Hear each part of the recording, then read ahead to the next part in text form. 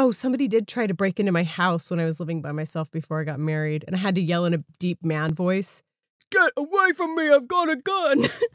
And they ran away. Are you sure it wasn't the person who was writing letters to your pet? No, I'm not sure. I really have no idea who it was. I hope it wasn't that person. Hi, everyone. I'm Jolie Hales. And I'm Ernest DeLeon. And welcome to the Big Compute Podcast.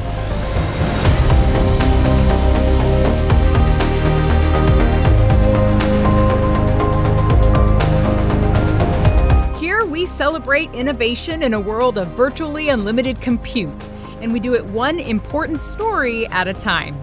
We talk about the stories behind scientists and engineers who are embracing the power of high-performance computing to better the lives of all of us. From the products we use every day to the technology of tomorrow, computational engineering plays a direct role in making it all happen, whether people know it or not. Hello, everyone, and hello, Ernest. Hello, Jolie. I know you were feeling a little under the weather last time we recorded. Is it okay for us to take off our masks now for recording this episode? I wish I could say yes, but would you believe I caught yet another illness in this last week? This is illness number 4 since the new year for me, which I guess is just par for the course for, a pregnant woman in her 3rd trimester. And I mean, I can't really complain because it could always be worse. I'm still kicking. I just sound not myself all the time now. How about you? I mean, your wife is also pregnant. How's she doing these days? Well, let me tell you, she's doing great, but she's also struggling. It's one of those where when you're this late in the pregnancy, I think you both are pretty much on the same schedule. Mm-hmm. The later you go, of course, the harder it is and all that. So she's doing fine, but luckily, knock on wood, neither one of us have been sick in over 2 years. So we've been lucky. You really have been lucky. I feel like I'm hoarding the illnesses in my family. Yeah, I think it's related to all the mask wearing around here because it went from people wearing whatever mask they could get their hands on to now people are, myself included, are wearing like masks that have certain designs on them or whatever. So it's become like a fashion thing. My favorite mask is the one that has like 2 different music time signatures on it, like 13/8 and I think it's like 6/5, and it says, "These are difficult times." That's a great one. I ordered some that were like one of them is the face mask that Bane wears. Oh, I've seen that one. In the Batman movie. And then are you familiar with the Guy Fawkes mask? It's the one that you always see Anonymous wearing. Oh, yeah, of course. Yeah, so I found one that was like the print of that on the mask itself. But those two, the Bane and the Guy Fawkes one, when I'm out in public, like at the store, and people see them, inevitably at least one person's like, "Man, I love that mask, and where did you get it?" And That's awesome. Like, I'm over mask wearing, so I don't wear a mask anymore out in public, and maybe this is my penance for it, but I guess I'd rather be sick than put that thing on my face anymore. I'm so sick of it. I think we're all over it, but at this point, like I said, it's turned into like a fashion statement. Yeah, so it's like fun. I put it on, and it's like putting on like, I don't know, a tie or a shoe or something. It's just... Do you wear it at the gym? No. Okay, good. I see people at the gym wearing masks, and I don't know. To each their own, but I wouldn't do that. I used to, but then come New Year's, every year, all of a sudden, like, your gym is packed with people. Now, I don't go to an actual gym. Our complex here has a little, like... It's pretty much a little gym. Okay. And, you can fit, I don't know, 20, 30 people in there at a time. So, of course, after the first of the year, all these people start coming in. So, yeah, I wore my mask for a while. But then by the time February 1st comes around, nobody else comes in. Nobody's in there. I'm by myself. So true. Or there might be one other person. So you don't even need a mask. So I don't even need it. No one's in there. I haven't really gone to gyms much either. In fact, I never have. I've always just been a runner outside. But so I actually did finally sign up for a temporary 3-month gym membership for my 3rd trimester because running is getting like really hard. Yeah. So that way I can swim laps. And it's been great, except on the 2nd day that I went, some thief went into the women's locker room and cut all the locks and stole everyone's belongings, including mine. This is last week. Oh, wow. So they got my keys, my wallet, a bunch of my stuff. I had bought like a brand new gym bag, and I was hesitant to even use the lockers. But, my brother and my brother-in-law are gym people, and I'm like, what do I do? Do I trust the lockers? And they have the same type membership. They're like, yeah, you get a lock. So I went and bought a lock. And literally the second time I go, I get totally robbed and all my stuff gets taken. And I'm just like, wait a minute. This is super lame. I've literally been robbed 50% of the times that I've been to the gym you've gone to the in gym. my entire life. Yes, statistics are a hell of a thing, aren't they? However, one thing I will always advise to people, if they ever have keys stolen or identification, is to make sure they change their locks. Yep. And if they have a car and it has a fob program, reprogram it because... Well, that's what they did. They took all the keys out of everybody's bags and they went out into the parking lot and they robbed all the cars. Yep. But I've been driving the same Toyota Tacoma for 18 years and it does not have any technology built into it. And so I didn't have a key fob, so I was spared. And I just happened to have my phone with me for that swim because I was attempting to listen to music, find a way to listen to music and podcasts while I was swimming, and it was an epic fail. But the great news is I had my phone with me still, so I was able to cancel my cards. We did change the locks, and I park my car in the garage now. I got another additional identity theft protection program, you know, because we're in the process of trying to buy a house and this is like the worst possible time to like have somebody hurt your credit. But at least they didn't like physically mug me and like hit me in the head with like a 2x4 or something like that. Yep. But that was my week last week, you know. Fun times. I guess I'm going to vent about it on this podcast. Yeah, and then our apartment complex has actually been burglarized. And I'm talking about like the storage units that belong to the residents. We had ours burglarized once before the pandemic and then again during the pandemic. Wait, really? Did you get your stuff stolen? Yeah, we got stuff stolen. And then, you know, when that happened, every time I was running into other residents, I would ask them, hey, do you happen to have a storage locker? And I would say about 50% of the ones I talked to said that had a storage unit said, yeah, and mine was broken into. Wow. So, well, you're in San Francisco, and that's known in the news right now for these kinds of robberies, especially. Yeah. Well, where our apartment is in California is actually in North San Jose. Oh. And the other day it's not funny, but I was laughing about it. I went downstairs to get something.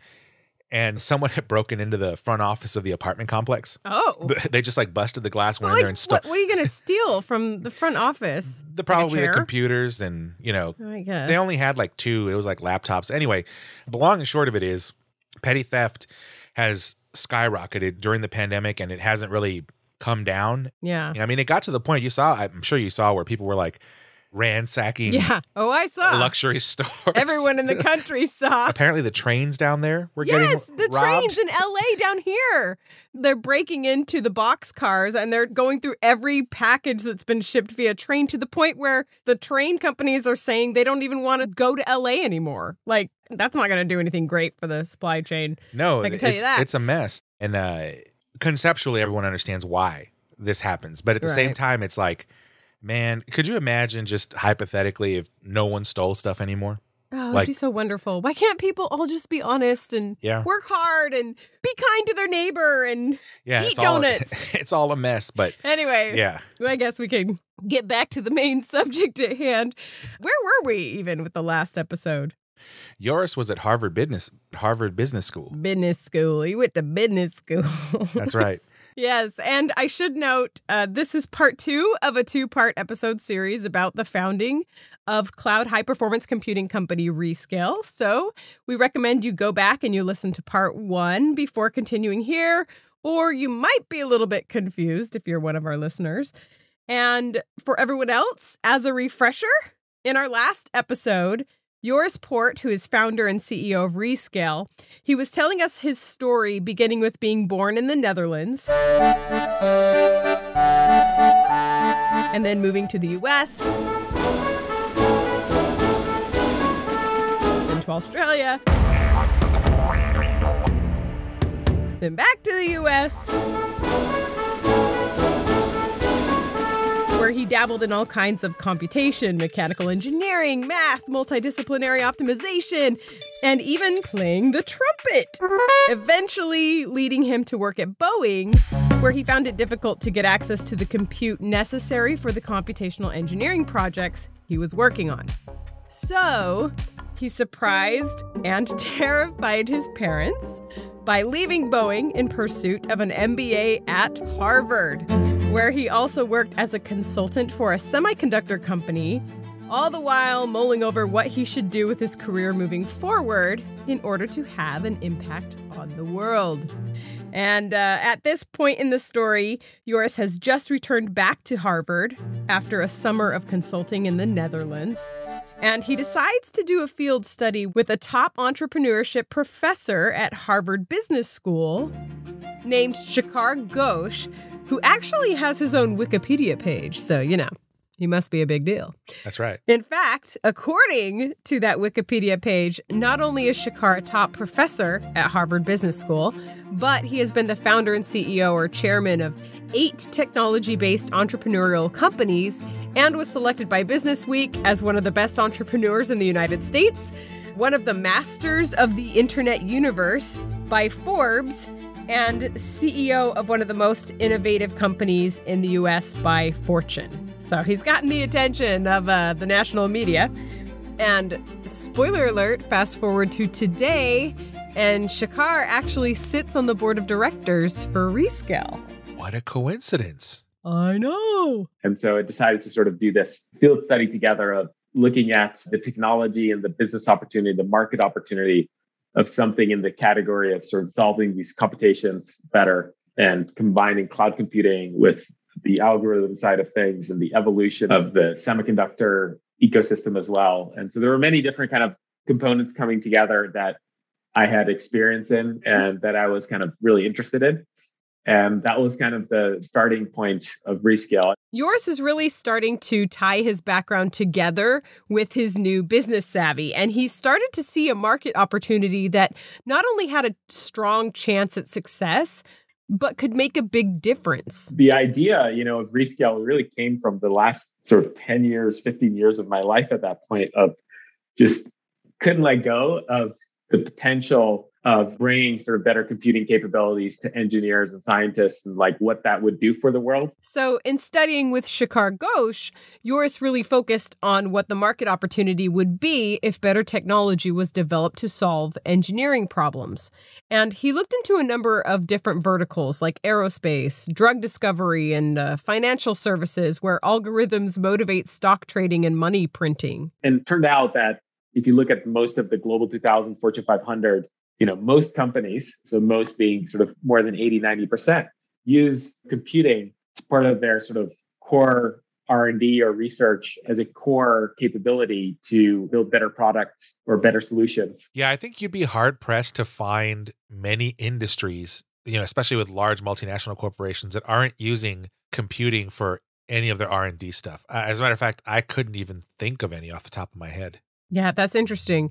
You don't really realize it unless you start thinking about it, but yeah, like even the shampoo bottle that you have in your bathroom, that bottle had to be designed, and they did engineering and computation to figure out exactly what the right thickness of the polymer would need to be for the outside of that for it to retain its shape, but cut down on weight because of shipping costs. Once you're cranking out millions of those bottles, every extra ounce adds to your shipping cost. So there's a whole lot of stuff that goes into the most mundane items that you and I take for granted. So yeah, I can't even imagine what doesn't go through this kind of stuff, except maybe some sort of handmade stuff on Etsy or something like that. They need to do more R&D on paper straws then, because I had one yesterday and it did not go well. Yeah, those are a bit of a farce. So what's your sort of addressable market is usually the way you sort of define it as starting a company. But when that's big enough, that means you have the potential to build a good business. Through his studies, Joris was finding that not only was there an opportunity to make a difference in the world, but that the market share to make that difference was really big. If you want to make a big impact, which for me is kind of the motivating factor, so making a big impact requires generally a big company. But most large companies require a decent amount of funding. And so to get the funding, you got to have this big market opportunity because they're making a risky bet on you as a company in venture capital. And the Silicon Valley model for venture capitalists was to invest a big chunk of money across multiple companies, knowing that probably only about 10% of them will actually yield a meaningful return, which means those companies that do find success need to find a lot of success in order to bring in funds to make up for all the VC investments made that didn't pan out. So it's got to be a big idea, right? Because if you want to provide 100 times return to somebody, it starts as a small company, but it's got to be able to get really big. And so that's where that market opportunity is really important. And seeing the large market opportunity for R&D technology was an eye-opener for Joris. For me, it was kind of like, well, if you're going to go you spend a lot of time of your life working in your career on something, you should probably do it on something that's really meaningful and is going to make a big impact, right? He had always wanted to make an impact on the world, and now he realized that he might have the formula to make that impact through a successful business. For me, it wasn't really about starting the company. It was much more about this technology has a lot of potential. There's a lot of impact. Because I kind of looked at the example of Boeing. How many other engineers are sitting around? Like at Boeing, I was willing to sort of lead the fight to get access to that compute capability. And even there, we're still highly constrained in what we did, right? We could do so much more, right? And so if you sort of multiply that by all the engineers and scientists all around the world, the sort of constrained potential that computing could unlock is just incredible. And I could not let go of that idea.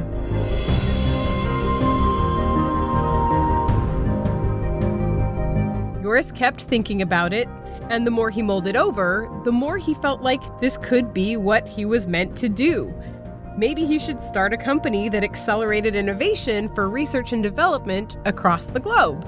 But if he went in that direction, he knew there would be risks. And back to the minimum regret framework, a lot of these startups don't work out, right? And it's really, really hard to start and run a company and grow it over time. And so for many people, I think that's a lot of risk. It's very uncomfortable and it's not for everybody. But for me, it was pretty straightforward in the sense of like, if I had tried and sort of say failed, right? Spend 2 or 3 years working on this thing, building some cool technology, but turned out not to be a good business or couldn't raise the funding or whatever it might be and sort of fizzled out, I'd happily go back to doing something different, knowing that I tried. Which I think is one of the things that sets leaders like Joris apart from many people who have big ideas, but then don't actually move forward to execute them, right? Like, obviously, to start a company, you have to have vision, you have to have a good amount of intelligence, you have to understand marketability and be resilient and all of that. But you also have to be comfortable with taking a chance, with a risk level that I don't think a lot of people really prefer to embrace. Right. It's a very personal decision, right? And so, and it's not just the risk that the company fails, it's also the time involvement. There are a group of us out there who look at this in terms of, do I want to make a 10-year plus commitment to a company that could fail? Or do I want to find companies that have made it past that 3-year threshold so their viability is essentially proven at that point? The time commitment as a percentage of your life is less. So there's risk, but there's also time. And so a founder has to accept both of them. And that's a challenging decision to make. At that time, that's the way I was thinking about it. It was like, okay, well, then maybe I've sort of delayed my career maybe by 2 or 3 years because I've sort of wasted a bunch of time on some project that didn't work out. But I probably learned the most, and I thought that would be really interesting. And it's kind of the first time I really took a shot at something that most people around me thought was totally crazy, including my parents and all of the advisors and things like that. But I was like, what better time than now? Joris knew that if he was going to take on this kind of sort of risk and start a company, he was in the perfect time in his life to do it.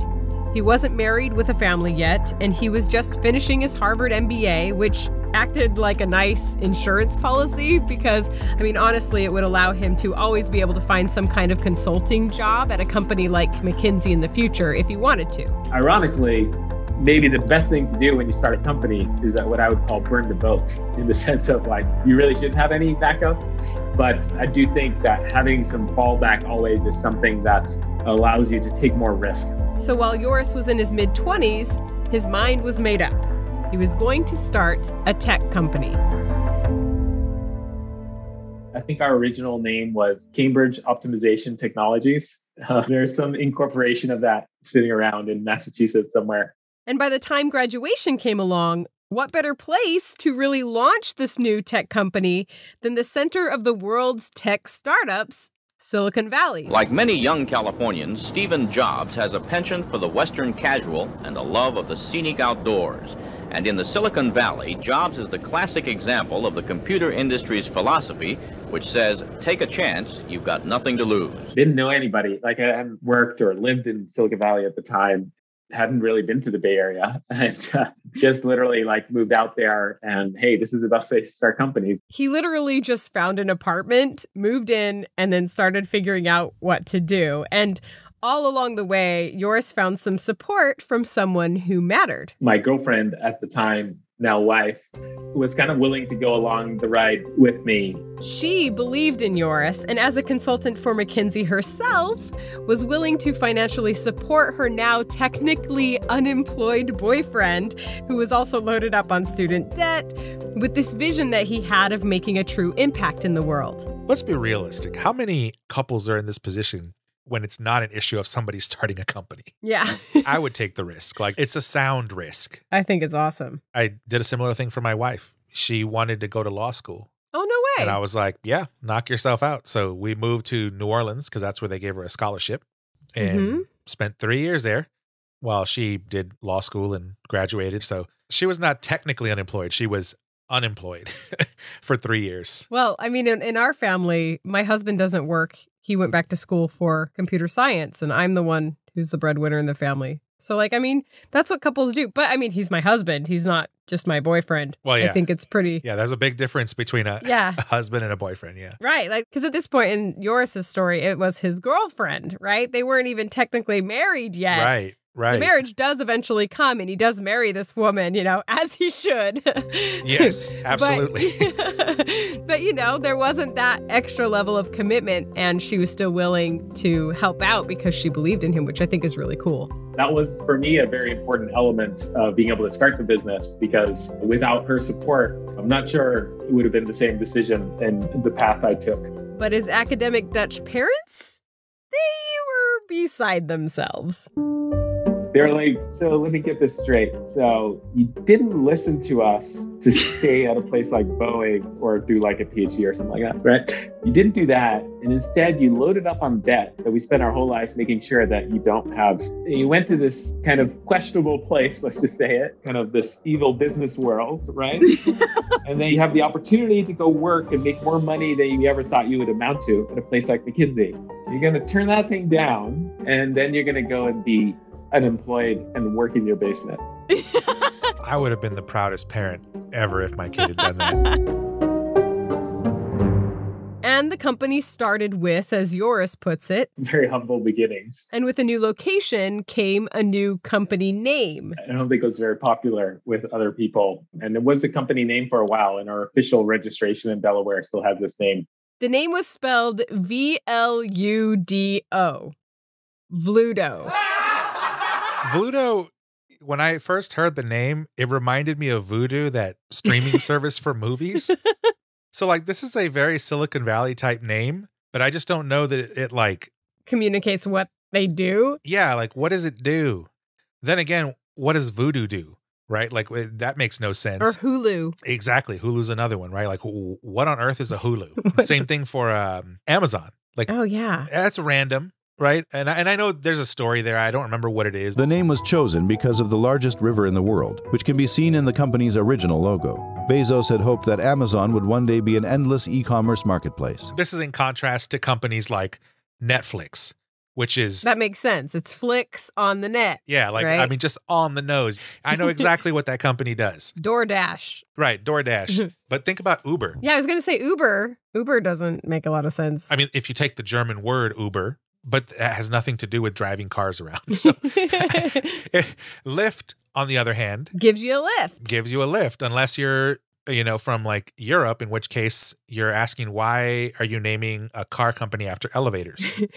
But then, like, what about Apple? That's a great one too. It's obviously not something you eat. Yeah, well, so keep in mind, now I'm not justifying the name. Whatever. I know justification is coming. It's fine. Go ahead. In the beginning, it was actually Apple Computer Incorporated. So it was like, it wasn't just Apple. It was it was all of it as one phrase. And then when the brand got to what it is today, they just truncated it to Apple. It's a little bit more understandable. Now, appropriately named companies, Microsoft.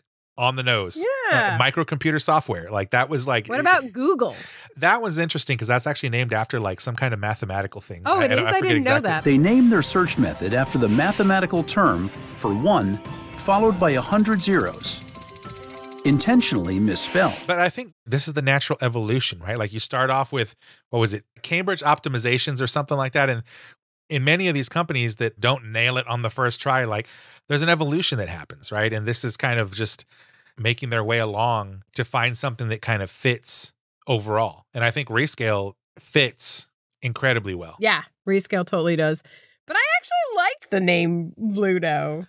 Yeah, if I was going to launch my own like video on demand service, I would name it Vludo. That's great. Because at least it's like video something or other, and then like DO is like on demand. I don't know. But it was a good name. It just like didn't really tie in. It's pretty hard to, even at that time, to get a good .com domain name. And so this was one that I had registered that was still available. And I thought it was a cool name. But obviously later got lots of constructive feedback on that name. I asked Joris where he got the name. Like, was it some cool Dutch word or something? But not so much. Yeah, I just totally made it up. And with that, Vludo, or Rescale, was born. And there's another person we mentioned earlier who we need to bring back into the story now. When Joris was working at Boeing, he reported to a man named Adam McKenzie, who was with Joris through all the time scrapping for compute resources, and also part of the team that was ultimately responsible for lightening the weight of the wing on the 787 Dreamliner aircraft. And over the years, while Joris went to Harvard, the two of them kept in touch and they bonded over their vision for what computational engineering could be. Adam had also moved on from Boeing to work in, and I'm feeling like there's a trend here, consulting. And he had held on to his excitement about, what this technology's potential really was.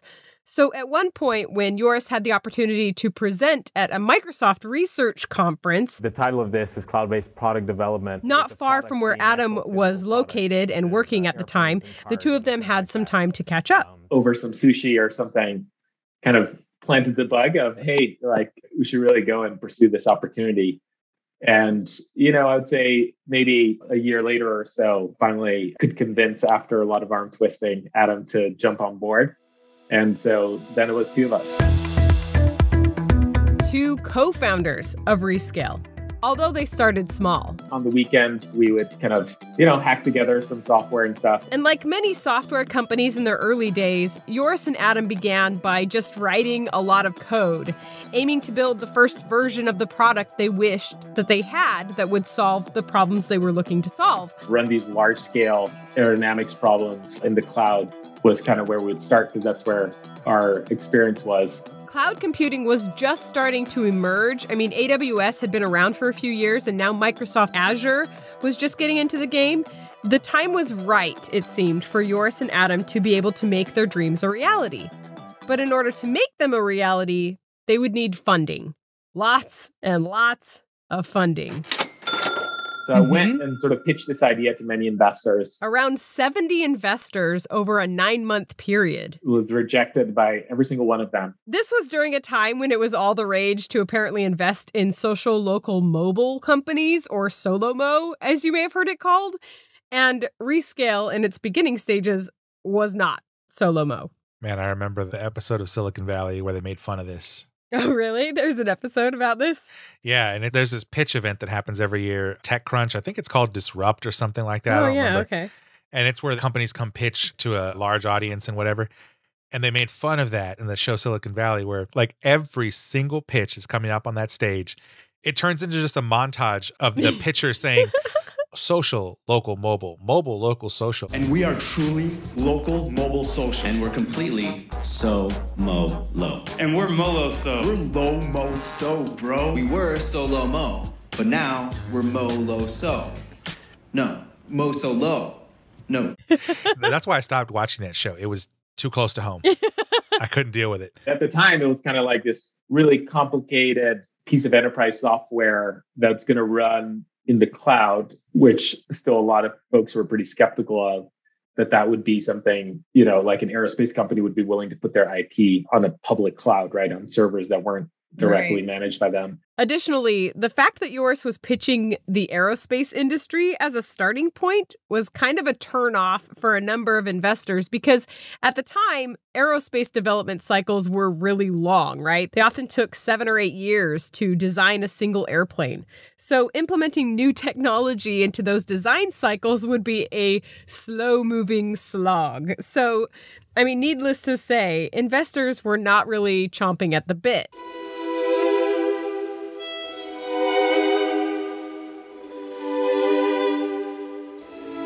It's pretty demoralizing to be rejected over and over again. Yeah, you got to have a lot of grit, a lot of resilience to sort of make it out of that period of time. But, it's pretty common for founders to often sort of persevere through times like that. But it was definitely very tough. But Joris persevered despite the setbacks. Having no money makes it pretty hard because, it's pretty frugal at the time. And so every little expense feels like, it's money coming out of your pocket. And I asked Joris what it's like to pitch in front of investors, like if it's more like giving a book report in front of a very important teacher, or if it's more along the lines of the TV show Shark Tank. Have you seen that show, Ernest? I've seen it like one time. Yeah, I think I've seen like 20 minutes of it. Yeah, it was complete garbage, but I get it. Who are the sharks? They're self-made millionaire and billionaire investors who are entrepreneurs themselves. Usually not in the TV show setting. But I think the reality is somebody doesn't write a check, it's a no, right?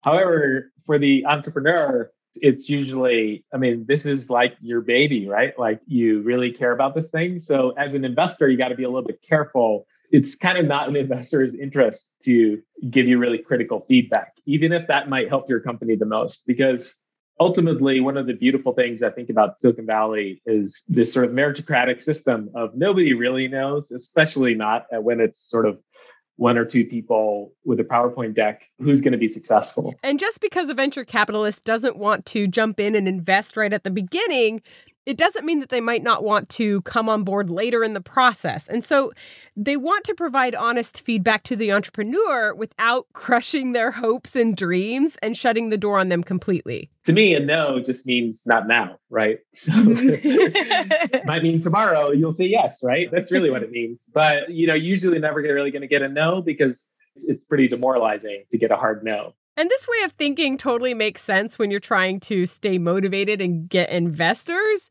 Though I will say that the same way of thinking should not always be applied to like the dating world, as it has created one too many stalkers for me and many others over the years. Like, Ernest, I had a guy who I did actually give multiple hard no's to, literally write and mail letters to my dogs, thanking them for being good pets to me. This is what? A true story. Yes. Weird. What? Weird. And that was just one thing that he did. Oh, it was so bad. I do not understand.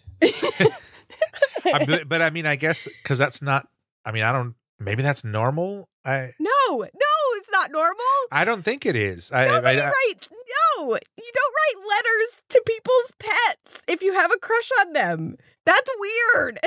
That is almost like Hannibal Lecter level. Right. Yeah, I know. Yeah. You can imagine my reaction opening up those letters. Jeez. First of all, they were addressed to my dogs. And I'm like, what is this? Maybe something from like PetSmart.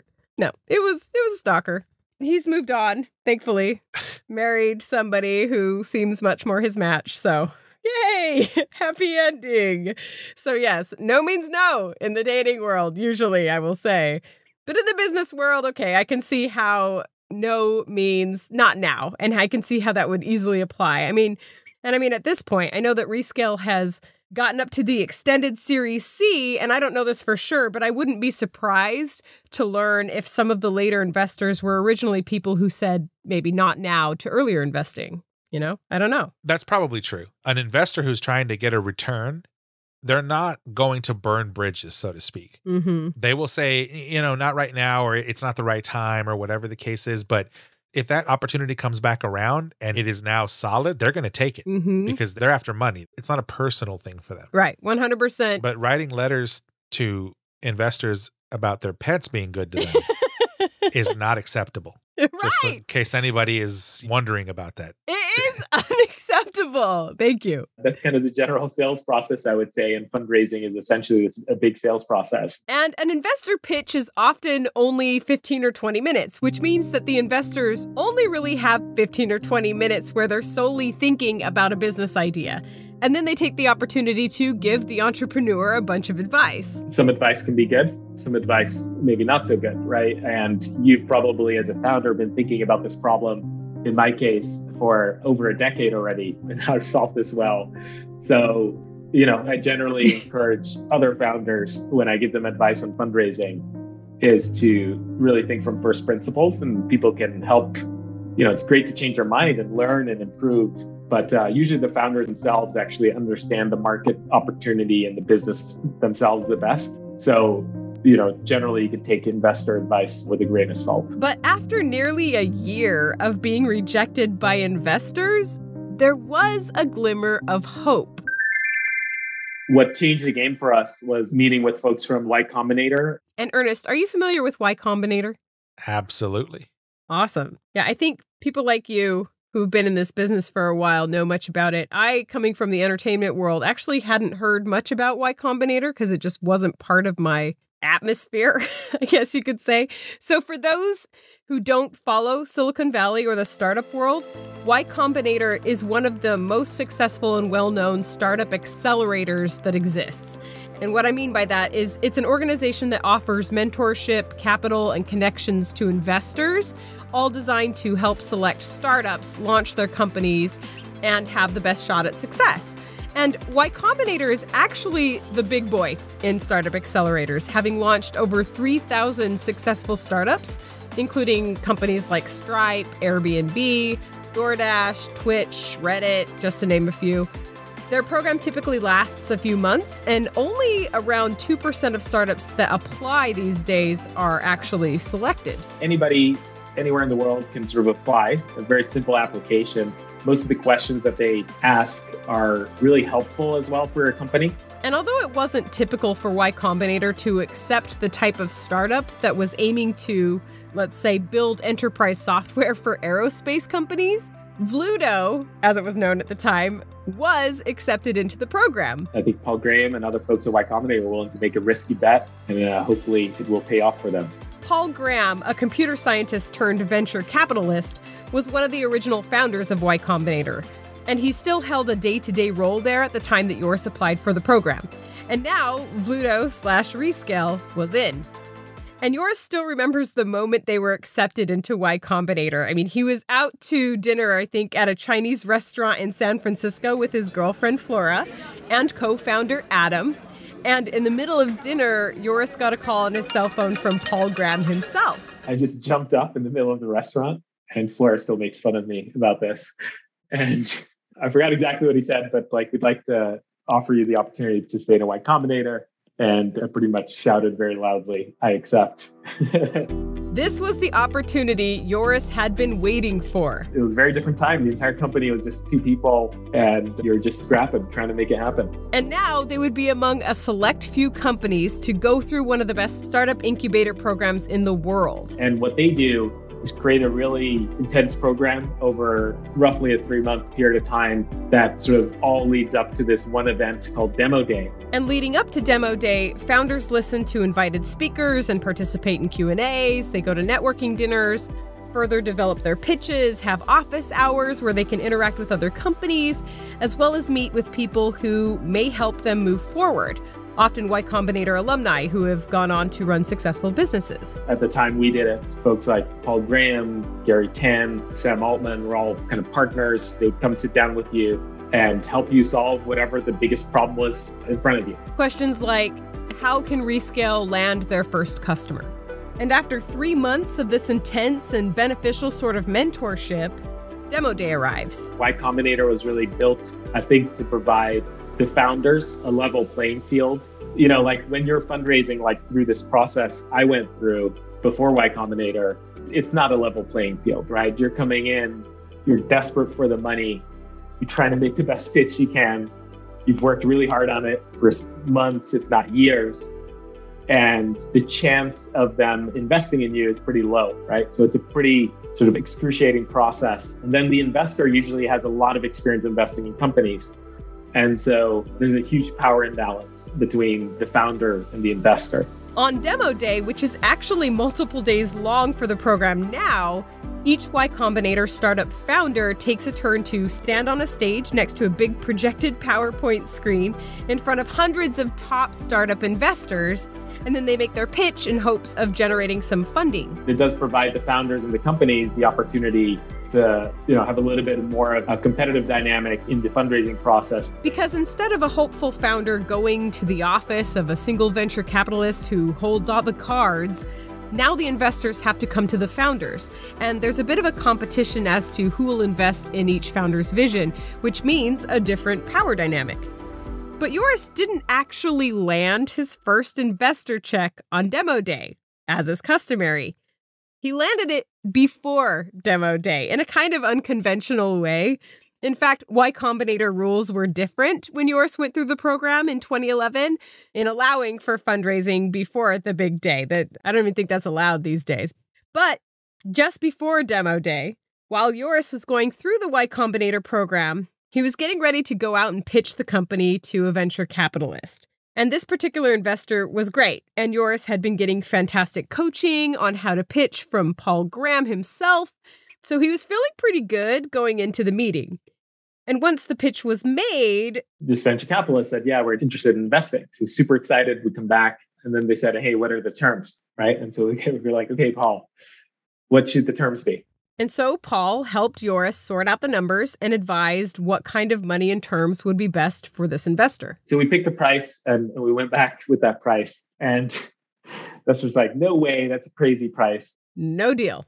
So Joris went back to Paul Graham. And I was like, Paul, come on. This is you told me this is going to be a good price. And this is sort of the right, fair price for the company. And they said, this is crazy. This is way too high. You got to remember, this is back in the day when valuations were in the single digit millions of dollars, right? And so today those prices have changed sort of dramatically. But, and I was like, Paul, look, if this is the right price for the company, would you write a check?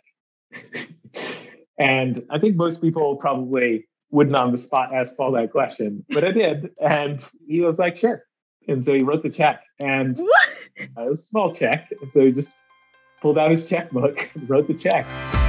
Like a man of his word, Paul was willing to put his money where his mouth was. I would say he invested, if anything, more out of, I think, a combination of wanting us to be successful and feeling really bad for us having such a hard time fundraising. And it clearly wasn't to make a big return on the investment or something like that. But why that check is so special, and like any other founder would certainly remember that first check of investment, is because it's really the first time somebody is putting skin in the game and really willing to believe in you. With first check in hand, Joris and Adam were stoked. Yeah, I think we went somewhere to celebrate, maybe got a double espresso. You got to remember, we were just totally broke. But the future was looking bright. To this day, that was the probably most meaningful investment that Rescale has received, because it helps provide the confidence and the support and the trajectory that then the company is able to go on. But again, if anything, I think Paul invested more out of pity than out of trying to make a financial return. And as time in the program went by, Joris and Adam worked to secure their first customers in order to show on demo day that they were building something that people wanted. And they found those first customers in private space companies that I'm told are well known today, but were not as famous back in 2011. They were looking for new ways to build rockets, 10 times faster than the traditional sort of aerospace industrial complex was building rockets or satellites. And that enabled us to sort of come in and say, hey, you guys are a startup, we're a startup. Let's work together. Let's figure this thing out for you, and ultimately try to help solve the engineering problem of how do you design a rocket, 10 times faster effectively. The names of those companies are still on the down low, so they must not be named. I don't know. We can call them Voldemort space companies, but I guess that makes them sound evil. So maybe that's not the best name for them. Yeah, we could also use the Kerbal Space Program. What is that? You don't know what that's from? No. It's a video game.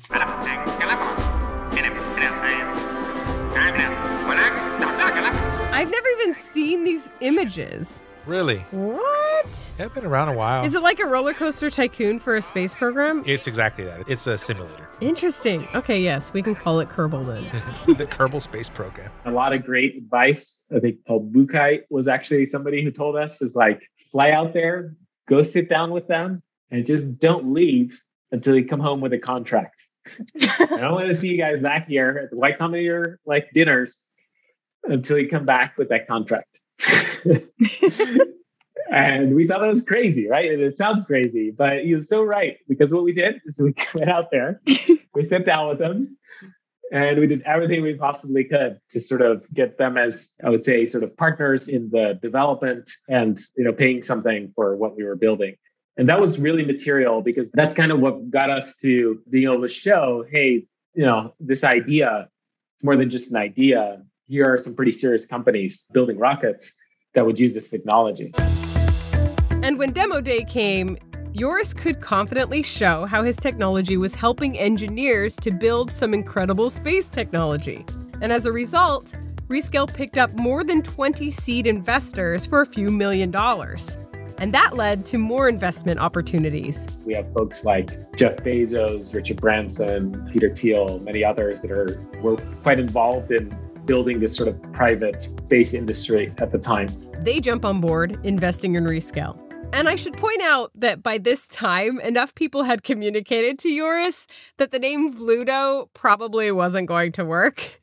And it was another founder going through Y Combinator who happened to own the domain name rescale.com. So this founder was nice enough to essentially sell it to us at a very fair price, because that domain name really fit the company so well and what we were doing. So they were nice enough to say, hey, like, as much as I would like to take it, I'll give it to you guys. So that allowed us to really launch the company as Rescale. Rescale graduated from Y Combinator at the beginning of 2012. And with their first investors, their new name, and their first customers already locked in, they were off to the races. They hired their first couple employees who, after more than a decade, are still with the company today. And so with the four of us, we started building the product. Over the years, they listened closely to their customers. They picked up more customers from many different verticals. They hired more people, added more features, picked up more investors, raised more money, and the company just grew. With Joris all along the way, seeing his technology break down the engineering barriers he had originally been so frustrated by during his own days as an engineer. Now, rocket ships and airplanes and drug discovery was being done so much faster thanks to his own vision. They ultimately really cared about the speed, right? And the speed and the performance, and be able to accelerate this overall design cycle. And so, we kept writing software to do that. But it wasn't all gumdrops and roses on the journey at first. So at that time, public cloud was nowhere near as performant as it is today, right? So it was known for being really buggy. The performance of a server would be pretty random. Like you would call up a server, and sometimes it would just, the clock speed of the server, the performance of a CPU be like 30% of what it should be, right? And it might be because it wasn't being properly cooled in some data center somewhere. And so, even though the concept of spinning up as many servers as you needed via the cloud to get a job done in a faster time frame was great, the actual server performance just wasn't as compelling against a traditional on-premises system, at least at the beginning. Technology just wasn't there yet. But at the same time, they were able to spin up thousands of servers simultaneously, which was something that wasn't typically done at all. Which was mind-blowing for engineers, because even if it runs a little slower, now it can run 1,000 at the same time. And since that part was resonating well with customers, Joris and his team decided to concentrate on making the software especially awesome, while the hardware caught up. We really hired the team that could go build this software, because it's pretty difficult to build. And so big kudos to all those early engineers, and especially Adam, Ryan, Leonto. We were all sort of writing software to just make this thing happen. Their first 20 or so hires were all technical people focused on building out the software. And then when they wanted to introduce the product to companies outside the space industry, they had to go through a bit of a transitionary kind of period, because suddenly the whole, sit down next to a potential customer and don't leave until you've solved their problem approach didn't really work with Fortune 500 companies. To just put it into sort of the harsh reality, you can't even walk into Boeing, right? Like there's a gate. And if somebody didn't invite you, you'll get arrested if you try to jump the gate. So they had to hire marketing and sales people. And that was something I had absolutely zero experience with, right? And so it was a pretty interesting time. A lot of things learned along the way. But, fast forward to today, big chunk of our company, maybe about a third, is focused on, sales and marketing, right? It's a huge piece of any important enterprise software company. It's being able to make sure that these products make it in front of the right companies as potential customers and make sure that the customers understand the value that they can get from adopting the technology, right, and the product. Because a technical founder's dream is just to build the best product. And because it's the best product, people will just buy it, right? And that's true to a certain extent. But in a day where there are so many competing voices, there really needs to be someone to help break through the noise and get the product in front of the right people. And it's simple with Kraft macaroni and cheese dinner. Only a nickel a serving, too. So, Rescale continued to grow. And as far as cloud servers went, before Joris was even accepted into Y Combinator, I used a combination of Hadoop, a bunch of mappers in Hadoop, kind of run in a distributed form at large scale, many computations on Rackspace or SoftLayer because they gave me some free credits as a startup. Which is technical speak that means he did smart person things to connect to what he could afford. But eventually, Rescale partnered with a well-recognized cloud service provider. At that time, I don't think it was even like a serious choice in the sense of the only cloud provider that was really catering towards like startups and earlier stage developers was Amazon Web Services. And so they, since then, have been an amazing partner for us. And, we started building upon that API. In addition to Amazon, Rescale started partnering with supercomputing centers. Who has the latest and greatest computing technology? It's all these like universities and national labs. And Rescale still partners with supercomputing centers. Just a few months ago, we announced a partnership with Fugaku, which is a supercomputing center in Japan. Not just a supercomputing center, but the world's fastest supercomputer. But long before Fugaku, the Rescale platform ran on AWS, various supercomputing centers, or on a customer's own sort of distributed private data center. And soon after, as cloud really started to take off, Rescale added all the other major cloud providers like Microsoft Azure, Google, and Oracle. And today, it's safe to say that cloud hardware technology has, in fact, caught up. And the thought is, let engineers do what they're hired to do, create awesome products and innovations. Don't make them have to sit there and figure out how a data center works or have to wait around in long queues or lines to get a job going. Instead, be able to run a simulation during a coffee break or something using software and hardware optimized for that specific workload in an easy-to-use collaborative environment. As a company, that was certainly our thesis, that if you're an aerospace company or an automotive company or a life sciences company, you probably shouldn't be building up this expertise around running data centers. That probably should be somebody who's really good at running data centers.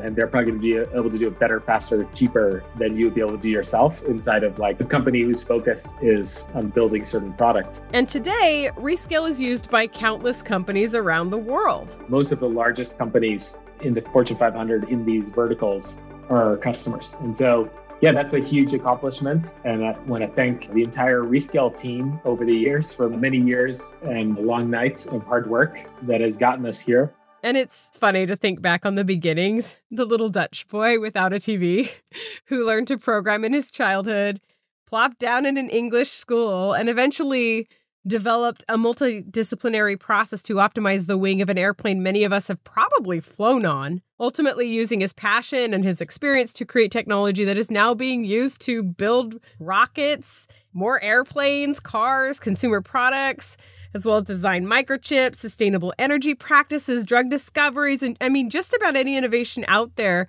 that involves engineering. And I don't know, that's pretty cool to think about.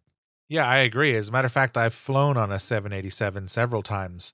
Keep in mind, the 787 is a massive airplane. Like it is huge, right. Amazing aircraft. Is it cool to think about now what you know about how its wing was designed? Yeah, because obviously back then I didn't know Joris and Adam, but it's interesting to know now that they had worked on that wing. It is one of my favorite aircraft to fly on. But yeah, that was an amazing feat to get that airplane designed and It's cool to think that companies like Boeing, Airbus could have the ability to do so much more, much cheaper, and much more effectively on Rescale than what they had traditionally done. It's almost uncanny to think of the amount they can gain and then just like the reduction in the time to market for a new aircraft if they use Rescale as opposed to using their on-prem system. So yeah, it's pretty cool. Success is always in the eye of the beholder. I think the measure of success and how you define success is always very important. So certainly relative to when we started the company, it's an enormous success.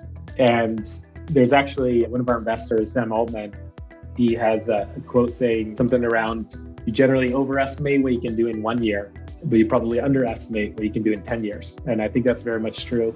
And it's a testament to the team of all the grit and resilience and effort put in over the years to get us to this point, right? But I would say if you look back at sort of the vision we laid out when we founded the company, a lot of it has come true. In many areas, it has far exceeded our expectations, right? And so that's always really exciting. But we have a long ways to go, right? So if I look at sort of the overall market opportunity for just cloud in general and high performance computing, it's today only maybe about 15% of the market. So, we're still in that sort of early stage of adoption. It's certainly going mainstream. If you look at how customers are investing and you talk to analysts, everyone's obviously looking at cloud. Majority of customers are, for any net new investments, selecting cloud for that. And our mission and our goal is to empower these engineers and scientists in every single one of these companies to be able to do their work faster, better, and accelerate innovation across all these areas. And so we're just scratching the surface of what's really possible with Rescale. And so I'm really excited about the future ahead. And in case you were wondering, I asked Joris what his parents thought of his decisions now, given where he's been as well as where he's arrived. And he says with a smile that he doesn't really ask anymore. He knows that they just want him to live a happy and balanced life. And I don't know, my guess is they're probably not complaining.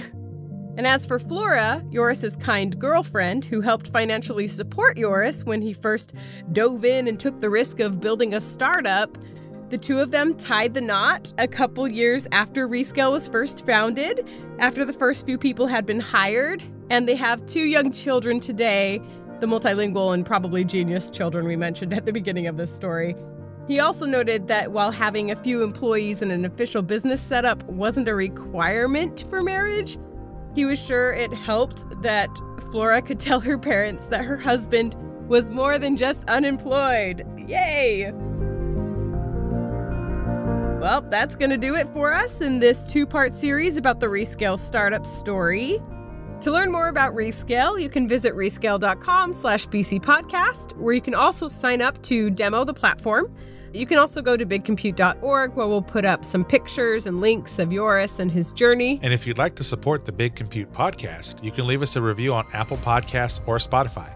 You can also visit bigcompute.org for videos, articles, and other podcast episodes all about amazing innovation in a world of virtually unlimited compute.